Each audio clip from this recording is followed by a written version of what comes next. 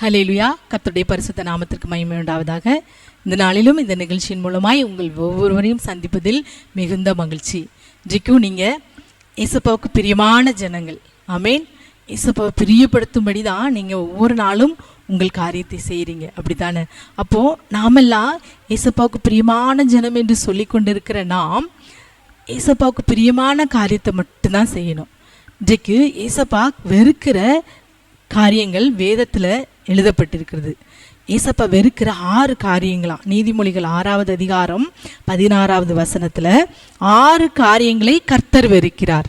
7 அவருக்கு அருவருப்பானவைகள். அவையாவன: மேட்டிமையான கண், பொய் நாவு, குற்றமற்றவர்களுடைய இரத்தம் சிந்தும் கை, ஆலோசனை பிணைக்கும் இருதயம், தீங்கு செய்வதற்கு விரைந்தோடும் கால், அபத்தம் பேசும் பொய் சாட்சி, சகோதரருக்குள்ளே விரோதத்தை உண்டு பண்ணுதல் ஆகிய இவைகளே. ஆமேன்.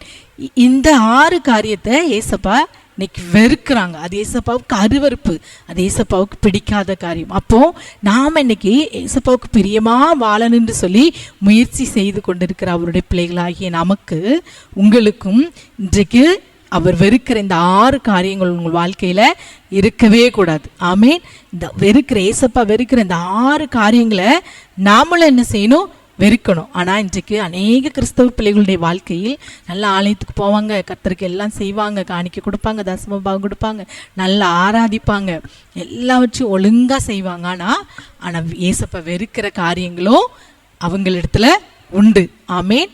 வெளிப்படுத்தலில் சொல்லப்பட்டது போல, நான் வெறுக்கிற நிக்கோலா மதஸ்தருடைய கிரியைகள் உன்னிடத்தில் இருக்குன்றது போல ஏசப்பா வெறுக்கிற இந்த காரியங்களும் அநேக கிறிஸ்தவ பிள்ளைகளுடைய வாழ்க்கையிலே காணப்படுகிறது. அவையாவனா மேட்டுமையான கண். அவங்க கண்ணை பார்க்கும்போதே அப்படி மேட்டுமே அகந்தையாக நடக்கிறது. பொய் நாவு. என்ன சொன்னாலும் அவங்க வாயிலிருந்து வர்றது பொய் தான்.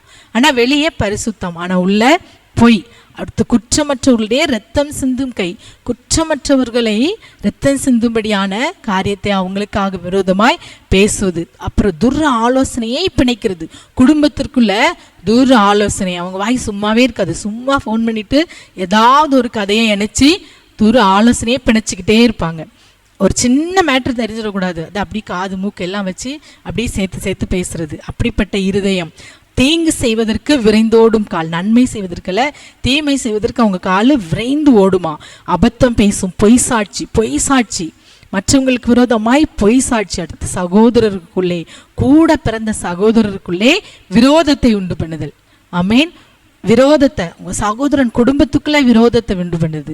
உன்னுடைய வீட்டில் உள்ளவங்க தான் உனக்கு அதை பண்ணியிருக்காங்க, இதை பண்ணியிருக்காங்க, உன் குடும்பத்தில் உள்ளவங்க தான், உன் மனைவி வீட்டில் உள்ளவங்க தான் அப்படின்னு சொல்லி அவங்களுக்கு ஒரு பிரிவினையை, கூட பிறந்தவங்க சகோதரருக்குள்ளே ஒரு விரோதத்தை உண்டு பண்ணுதல் ஆகிய காரியங்களே சொந்தத்துக்குள்ளே இன்னைக்கு விரோதத்தை உண்டு பண்ணுவாங்க. ஒரு சிலர் சேர்ந்து சந்தோஷமாக இருக்கிறது அவங்களுக்கு பிடிக்காதப்போ அப்படி சேர்ந்து இருக்கிறவங்க கிட்ட உங்களை பற்றி இவங்க இதை சொன்னாங்க அப்படின்னு சொல்லி எதையாவது ஒரு பின்ன போட்டு அவங்கள பிரிச்சுறது. இப்படிப்பட்ட காரியங்கள் இன்றைக்கு அநேக கிறிஸ்தவர்களிடம் இருக்கிறது. இந்த காரியத்தெல்லாம் ஏசப்பா வெறுக்கிறாங்களாம். அப்போ இன்றைக்கு நல்ல ஆலோசனையாய் ஏசப்பா நமக்கு இதை சொல்கிறாங்க.